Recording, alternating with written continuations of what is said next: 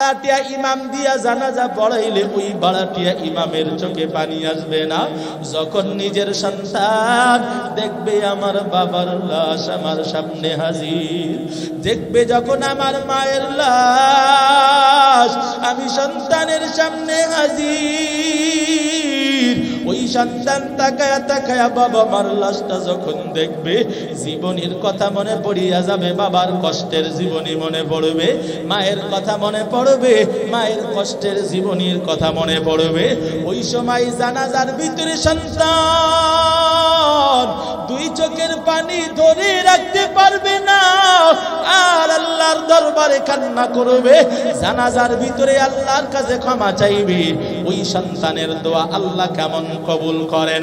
মায়ার নবী বলেন সন্তানের দোয়া বাবা মার কাছে এমন ভাবে কবুল হয়, বাবা মার জন্য সন্তান দোয়া করবে চোখের পানি নাকের ডগা আশা রাখ দিয়া আমার আল্লাহ বাবা মায়ের কবরের আযাব মাফ করিয়া দেয়। এই জন্য এমন একটা সন্তান রাখতে হবে যেই সন্তান দুনিয়াতে আমার জন্য সদকায়ে জারিয়া। আরে বাবার দল, এ মায়ের দল, ও পর্দার অন্তরালের মা, আজকের থেকে নিয়ত করেন এতদিন যেই রকম সন্তানের হক আদায় করতে পারি নাই আজকের থেকে সন্তানের হক আদায় করব। আমি একজন ভালো মা হব, আমি মা ভালো হইলে সন্তান ভালো হবে। 2 নাম্বার সন্তানের নাম সুন্দর রাখবো, নামটা যদি খারাপ থাকে চেঞ্জ করিয়া নিবেন। 3 নাম্বার কোরআনের শিক্ষা দিবেন। অনেকেই ডাক দিয়া কয় শিক্ষাই জাতির মেরুদণ্ড, আমি বলি না না, শিক্ষাই জাতির মেরুদণ্ড না, সুশিক্ষাই জাতির মেরুদণ্ড। দুনিয়ার ভিতরে অনেক বড় বড় আল্লাহওয়ালা, অনেক বড় বড় বুজুর্গ যাদের জীবনীতে পাওয়া যায় মায়ের কোল থেকে 18 পারা কোরআনের হাফেজ হইছে। শুনছেন না? শুনেন। অনেক সন্তান এমন 17 পারার হাফেজ মায়ের কোল থেকে হইছে। ঠিক এমন ভাবে খাজা কুতুবউদ্দিন বখতিয়ার কাকি রাহমাতুল্লাহ আলাইহি ছোট্ট অবস্থায় 6 বছর বয়স, বাবা নাই বাবা নাই, ছোট্ট সন্তান রে মা হাতে লইয়া উস্তাদের কাছে মক্তবে নিয়ে গেছে। যাইয়া ডাক দিয়ে বলে হুজুর সন্তানটারে কোরআনের সবক দেন। হুজুর সন্তানটারে কাছে নিয়া ডাক দিয়ে বলে বাবা পড়ো বিসমিল্লাহির রহমানির রহিম। সন্তানটারে বিসমিল্লাহ পড়াইয়া সন্তানটারে বলে বাবা পড়ো আলিফ। সন্তান পড়ে আলিফ লাম মিম। যালিকাল কিতাবু লা রাইবা ফীহি হুদাল লিল মুত্তাকিন الذين يؤمنون بالغيب ويقيمون الصلاة ومما رزقناهم ينفقون।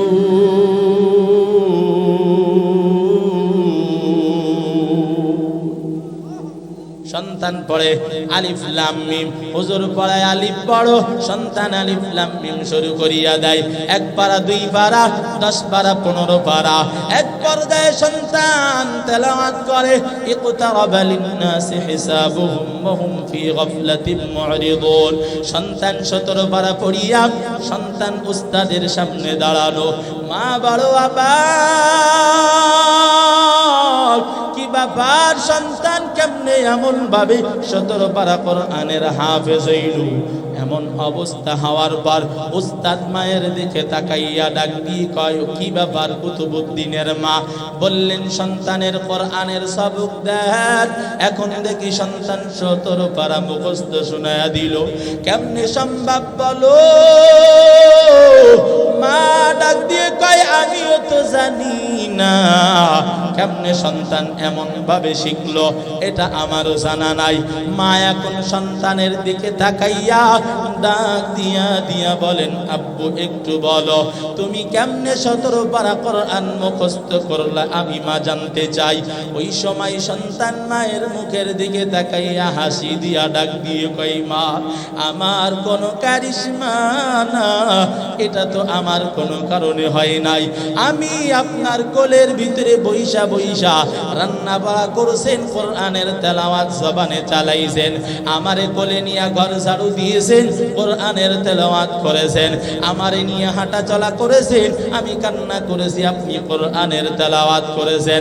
আপনার জবানের কোরআন তেলাওয়াত শুনতে শুনতে আমি কুতুবুদ্দিন 17 পারা কোরআনের হাফেজ হয়ে গেছি।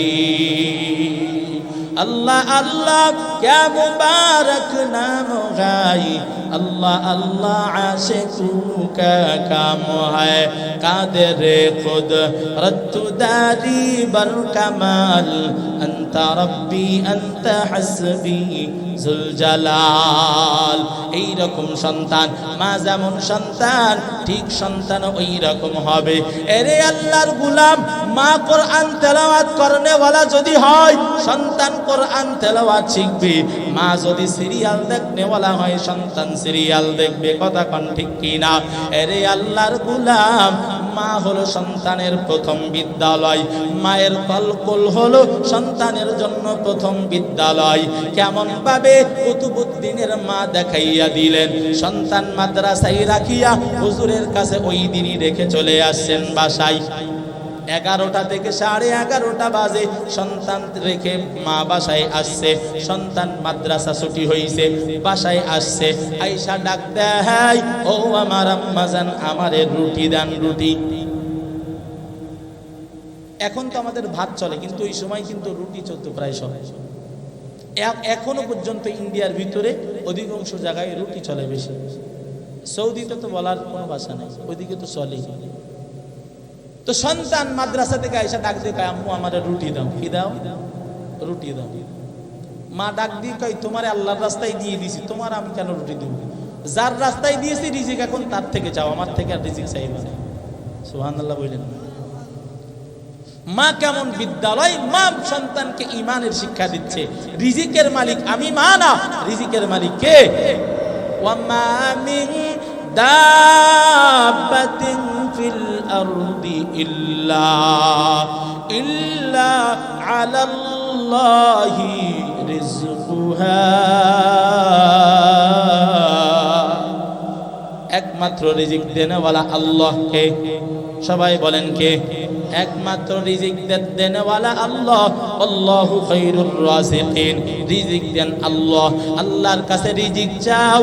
সন্তান এখন মার কাছে যখন রুটি চাই, আম্মু আমারে রুটি দাও, আম্মু ডাক দিয়ে কই, না না, তোমারে আমি যার রাস্তায় দিছি তার থেকে রিজিক চাও, তোমার রিজিক আমার কাছে নাই। সন্তান বলে, কেমনে চাবো? মা এখন সন্তানটারে নিয়া ওযুখানায় নিয়া সুন্দরভাবে ওযু করায়া সন্তানটারে ওযু বানাইয়া যাই নামাজের মুসাল্লা বিছাইয়া সন্তানটারে যাই নামাজের ভিতরে বসাইয়া দিছে। আল্লাহর কাছে 2টা হাত তুলে দিছে, দিয়া বলে, বাবা এখন তুমি তোমার রাজ্জাক থেকে রিজিক চাও, তোমার রাজ্জাক থেকে রিজিক তুমি চেয়ে নাও। সন্তান 2টা হাত তুলিয়া, 6 বছরের মাসুম বাচ্চা 2টা হাত আল্লাহর দরবারে তুলিয়া আল্লাহর কাছে ডাক দেয়, ও আমার রাজ্জাক, আমার রিজিকের ব্যবস্থা করে দেন। ও আমার রাজ্জাক, আমারে রিজিক দেন। এমন ভাবে সন্তান আল্লাহর কাছে রিজিক চাই। হঠাৎ করিয়া এমন অবস্থা, মা দেখতে আল্লাহর কাছে রিজিক চাই। এরে আল্লাহর গোলাম, ও শালিখার মুসলমান, এমন ভাবে করতে করতে সন্তান রুটি পাইল, সন্তান রুটি খাইল। কয়েকদিন এমন সন্তান মাদ্রাসায় যায়, আসে, মা এমন করিয়া করিয়া রুটি দেয়। হঠাৎ একদিন সন্তানটারে মাদ্রাসায় রাখিয়া মা চলিয়া যায় আত্মীয়র বাসায়। মা যাওয়ার পর সন্তানটা এখন দ্রুত বাসায় আসবে, এই টেনশনে মাও আত্মীয়র বাসা থেকে ডাক দিয়ে কয় দেরি করা যাবে না, কারণ আমার কুতুবউদ্দিন বাসায় আইসা রিজিক খুঁজবে। আমি যদি মা দেরি করি তাহলে আমার সন্তানের ভিতরে কুধারণা ঢুকবে, কারণ প্রত্যেক দিন যাই নামাজের মুসাল্লাই বসাইয়া আল্লাহর কাছে রিজিক চাওয়াই, সে প্রত্যেক দিন আল্লাহর কাছে চাই পিছন দিক থেকে আমি মাথার রুটি দিয়ে দেই। আমি যদি আগে যাইতে না পারি, আমার সন্তান মাদ্রাসা থেকে আইসা যাবে, আর আইসা যাই নামাজের মুসাল্লা বিছাইয়া সন্তান যখন আল্লাহর কাছে যাওয়া শুরু করবে, আর যদি আজকে রিজিক না পাই, আমার সন্তানের আল্লাহর উপর থেকে এতেকাদ নষ্ট হবে, আল্লাহর প্রতি ঈমান নষ্ট হবে। ওই সময় আমার সন্তান হয়তো ভিন্ন দিকে চলে যাবে। এই জন্য দেরি করা যাবে না, এমন সিদ্ধান্ত নিয়ে মা যখন বাসার দিকে রওনা দিবে, মা যত আগে আসতে চাই, আল্লাহর কুদরত, আল্লাহ যা চাই তাই হয়। আল্লাহ চাই মা আগে আসতে পারবে না। এক পর্যায়ে অবস্থা এমন হয়, মা আসতে পারে নাই, মা আসতে 2টা বেজে গেছে, সন্তান আসছে 11টায়। সন্তান আসার পর সন্তান এমন অবস্থা, মা যখন 2টার সময় বাসায় হাজির হইল, মুখের ভিতরে পেরেশান, এরপরেও মা বাসায় আসতে পারে নাই। ওখান থেকেই 2 রাকাত নামাজ পড়িয়া যাই নামাজের মুসাল্লায় আল্লাহর কাছে হাত তুলিয়া ডাক দিয়ে বলেন, ও রব্বুল আলামিন, আমি মা সন্তানকে ঈমানের শিক্ষা দেই। আজকে যদি আমার সন্তান বাসায় যাইয়া আমার দেরির কারণে সন্তান যাই নামাজ বিছাইয়া রুটি চাইলে না পাই, আপনি রাজ্জাকের পরে তার ঈমান চলিয়া যাবে, তার আর এই বিশ্বাস থাকবে না। ইজ্জতের মালিক আপনি আল্লাহ,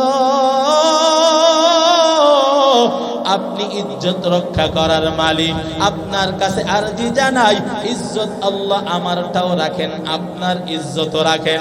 এমন বলিয়া মা আল্লাহর কাছে দোয়া করিয়া বাসার দিকে রওনা। ঘরে আইসা তো সন্তানকে তাকাইয়া দেখে মা সন্তান বিছানার ভিতরে শুইয়া আছে। মা পেরেশান, হায় হায়, সন্তান বুঝি কিছু খায় নাই। ডাক দিয়ে বলে, কি ব্যাপার বাবা, কখন আসছো? 11টায়। কিছু খাইছো? বলে, হ্যাঁ মা খাইছি। কি খাইছো?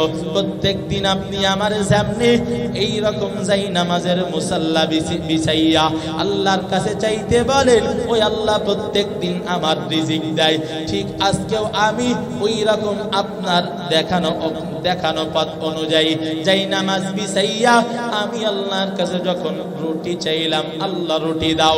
আমার রুটি আল্লাহ দিছে, আমি ওই রুটি খাইয়া এখানে ঘুমাইলাম রে মা। এমন কথা সন্তান বলে, আর মায়ের চোখের ভিতরে পানি। ও রব্বুল আলামিন, রিজিক আপনি দেন বলা আমার আর কোনো টেনশন নাই। সন্তান চাওয়ার মতো হয়ে গেছে, আপনি দেওয়ার মতন হইয়া গেছেন, সুতরাং আমার আর টেনশন নাই। এমন ভাবে মায়ের চোখ দিয়ে পানি টপ টপ করে পড়তেছে। ছোট্ট সন্তান মায়ের চোখের পানি মুছায় আর ডাক দিয়ে দিয়ে কয়, ও আম্মা জান, তবে একটা আরজি, একটা কথা আমার জানতে বড় ইচ্ছা লাগে। এতদিন যেই রুটি খাইলাম আর আজকের যেই রুটি খাইলাম, আগের রুটি আজকের রুটি একরকম না। আগের রুটির স্বাদ ছিল ভিন্ন রকম, আজকের রুটির স্বাদ ভিন্ন রকম। মা ডাক দিয়ে কয়, সন্তান তুমি হয়তো জানো না এই রুটি হলো কোথাকার রুটি। এরে আল্লাহর গোলাম, এই জন্য মা হলো প্রথম বিদ্যালয়। সন্তানটাকে মা দ্বীনি শিক্ষা দিবে, সন্তানটাকে আল্লাহ চিনাইবে, আল্লাহর নামটা জবানে সরাইবে। ওই মা শিখাইবে ছোট্ট সন্তানের মুখে আল্লাহ নাম শিখাইবে। বাবা ডাক না, মা ডাক না, দাদা দাদি না, আগে শিখাইবে কার নাম? এরে আল্লাহর গোলাম, বুঝছেন কথা? 1 নাম্বার ভালো মায়ের প্রয়োজন। 2 নাম্বার, ওমর রাদিয়াল্লাহু তাআলা আনহু বলেন, 2 নাম্বার দরকার একটা সুন্দর নাম। কিসের নাম বলেন? কিসের নাম? সুন্দর একটা নাম। সুন্দর কেমন নাম? বল্টু, বুলেট, রবি, রিঙ্কু, এগুলো সুন্দর নাম। মায়ার নবী বলেন, ক্বালান নবী সাল্লাল্লাহু আলাইহি ওয়া আলিহি ওয়াসাল্লাম, মান ওয়ালিদা লাহু ওয়ালাদুন ফালইউহসিন ইসমাহু ওয়া আদাবাহু ফাইযা বালাগা ফালইউযাওবিজুহু ফাইন বালাগা ওয়া লাম ইউযাওবিজুহু ফাআসাবা ইসমান ফাইন্নামা ইসমুহু আলা আবি আও কামা ক্বালান নবী সাল্লাল্লাহু আলাইহি ওয়াসাল্লাম। আল্লাহর নবী বলেন, এ দুনিয়ার বাবা মায়ের দল, যেই বাবা মার ঘরে সন্তান আসলো, ওই বাবা মার দায়িত্ব 1 নাম্বার সন্তানের ভালো একটা নাম রাখবে। অথচ আমাদের কাছে আইসা অনেক মুসল্লি ডাক দিয়ে কয়, হুজুর একটা সুন্দর নাম দেন। আমি ডাক দিয়ে বললাম, আবু বকর নাম রাইখা দেন। মুসল্লি ডাক দিয়ে বলে, এইটা তো পুরাতন নাম। ডাক দিয়ে বললাম, আব্দুল্লাহ রাইখা দেন। কয়, এইটা আমার ভাগ্নার নাম। ডাক দিয়ে বললাম, আব্দুর রহমান রাইখা দেন। ডাক দিয়ে কয়, প্রতিবেশীর ছেলের নাম। এমন ভাবে বলতে বলতে ডাক দিয়া কয়, এমন একটা নাম হুজুর দিয়া দেন যেই নামটা আমার এলাকাতে নাই, যেই নামটা আমার ইউনিয়নে নাই, যেই নামটা আমার থানায় নাই, যেই নামটা আমার জেলার ভিতরে নাই। এমন একটা আনকমন নাম, ছোট্ট অক্ষরের নাম, ডাকতে সহজ, এমন একটা নাম রাইখা দেন। আমি ডাকতে বললাম, আমার কাছে এমন নাম নাই, আপনি খুঁজে নেন। হুজুরদের কাছে আসে আবার নিজে মাতবাড়ি করে, সুন্দর নাম, 2 অক্ষরের নাম। হুজুরদের কাছে আসবেন তো পরামর্শ যেমনি দিব ওই রকম মানবেন, কি এটা না অন্যরকম? নিজে মাতবাড়ি করলে কি ক্ষতি হয়? কেমন ক্ষতি হয় একটু শুনবেন। এমন ক্ষতি হয়, নিজে মাতবাড়ি করলে এক ঘটনা, ছাত্র জামানার একটা ওয়াকিয়া। হুজুরের সাথে গেছি এক বাসায় খানা খাইতে, যাওয়ার পরে তরকারিতে লবণ কম হয়েছে। ডাক দিয়ে আমার হুজুর কয় যে, ভাই লবণ কম হয়েছে, একটু লবণের ব্যবস্থা করে। তো বাড়িওয়ালা এবং বাড়িওয়ালার ছোট্ট 8 বছরের সন্তান খাবার দাবার আনা নেওয়া করতেছিল। তো এক পর্যায়ে দেখে যে খাবার দাবার আনতে আনতে সন্তানকে আর দেখা যায় না, লবণ লাগবে, বাবাই বাড়বে নাকি লবণ এনে দিবে। এক পর্যায়ে বাবা সন্তানকে ডাকে, কই বাবা তুমি? খুঁজে পাই না। শেষ পর্যায়ে বাবা রাগান্বিত হইয়া নাম ধরে ডাক দেয়, বাবা খিনজির তুমি কই? এখন হুজুর এই নামটা শোনার সাথে সাথে বলে, কোন শুয়োরে যদি লবণ আনে আমি খাবো না। কি কয়? কোন শুয়োরে যদি লবণ আনে আমি খাবো না। কেন? কয়, হুজুর কি কয়, আমার সন্তানটা কইলেন। কয়, আপনার সন্তান মানে শুয়োরটা কইলেন না? কইলেন। বাড়িওয়ালা তো অবাক, কি কয় হুজুর? আমি কইলাম সন্তানরা, হুজুর কয় শুয়োর। কয়, ভাই এই নামটা রাখছেন আপনি কোনো আলেমের পরামর্শে রাখছেন? কয়, না। এই নামটা রাখছে কে? কয়, আমার বিবি।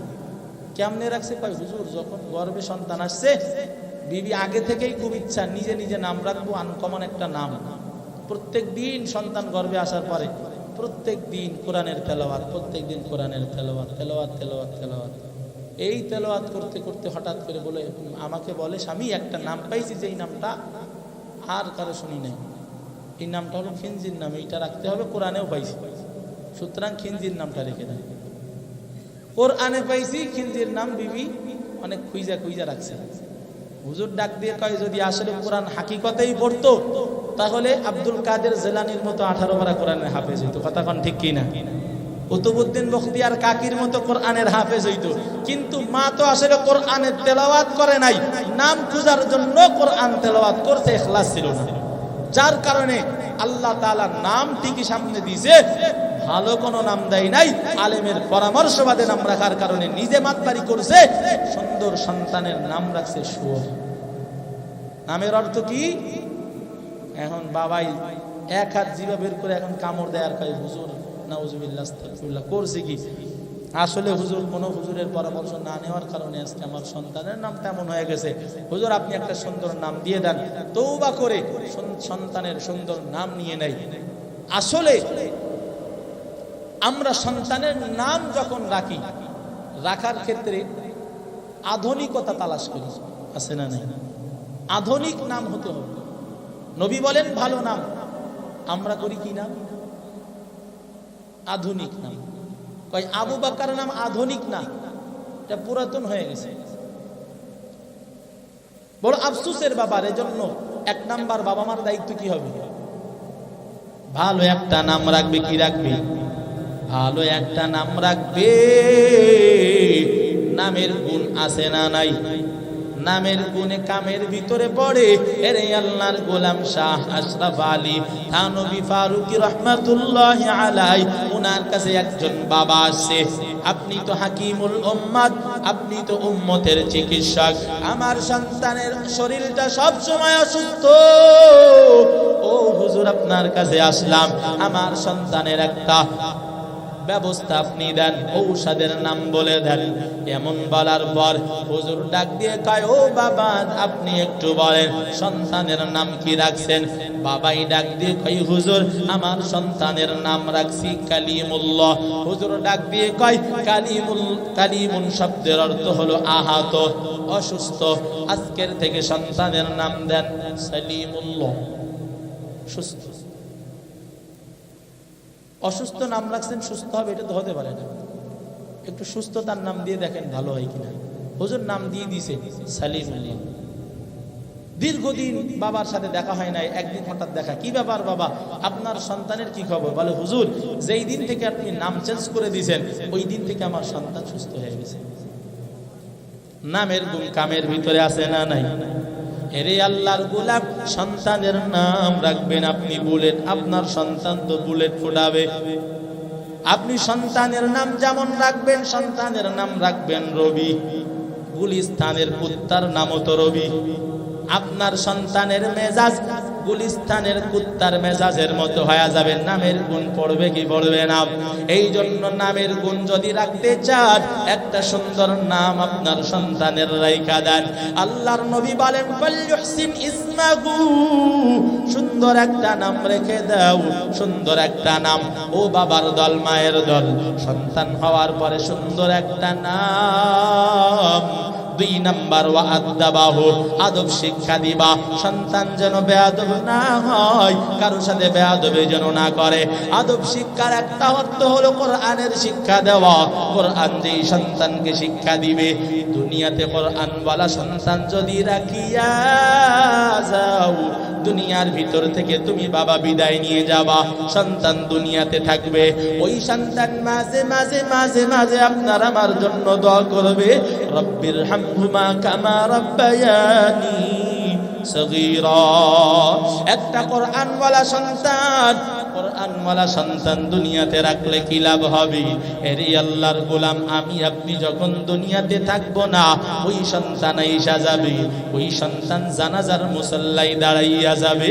নিজের সন্তান জানাজা পড়াইলে কি লাভ? ওরে ভাড়াটিয়া ইমাম দিয়া জানাজা পড়াইলে ওই ভাড়াটিয়া ইমামের চোখে পানি আসবে না? যখন নিজের সন্তান দেখবে আমার বাবার লাশ আমার সামনে হাজির, দেখবে যখন আমার মায়ের লাশ আমি সন্তানের সামনে হাজির, ওই সন্তান তাকায়া তাকায়া বাবা মার লাশটা যখন দেখবে, জীবনের কথা মনে পড়িয়া যাবে, বাবার কষ্টের জীবনী মনে পড়বে, মায়ের কথা মনে পড়বে, মায়ের কষ্টের জীবনীর কথা মনে পড়বে। ওই সময় জানাজার ভিতরে সন্তান 2 চোখের পানি ধরে রাখতে পারবে না, আর আল্লাহর দরবারে কান্না করবে। জানাজার ভিতরে আল্লাহর কাছে ক্ষমা চাইবে। ওই সন্তানের দোয়া আল্লাহ কেমন কবুল করেন? মায়ার নবী বলেন, সন্তানের দোয়া বাবা মার কাছে এমন ভাবে কবুল হয়, বাবা মার জন্য সন্তান দোয়া করবে, চোখের পানি নাকের ডগা আশা রাখ দিয়া আমার আল্লাহ বাবা মায়ের কবরের আযাব মাফ করিয়া দেয়। এই জন্য এমন একটা সন্তান রাখতে হবে, যেই সন্তান দুনিয়াতে আমার জন্য সদকায়ে জারিয়া। আরে বাবার দল, এ মায়ের দল, ও পর্দার অন্তরালের মা, আজকের থেকে নিয়ত করেন, এতদিন যেই রকম সন্তানের হক আদায় করতে পারি নাই, আজকের থেকে সন্তানের হক আদায় করব। আমি একজন ভালো মা হব, আমি মা ভালো হইলে সন্তান ভালো হবে। 2 নাম্বার, সন্তানের নাম সুন্দর রাখবো, নামটা যদি খারাপ থাকে চেঞ্জ করিয়া নিবেন। 3 নাম্বার, কোরআনের শিক্ষা দিবেন। অনেকেই ডাক দিয়া কয় শিক্ষাই জাতির মেরুদণ্ড। আমি বলি না না, শিক্ষাই জাতির মেরুদণ্ড না, সুশিক্ষাই জাতির মেরুদণ্ড।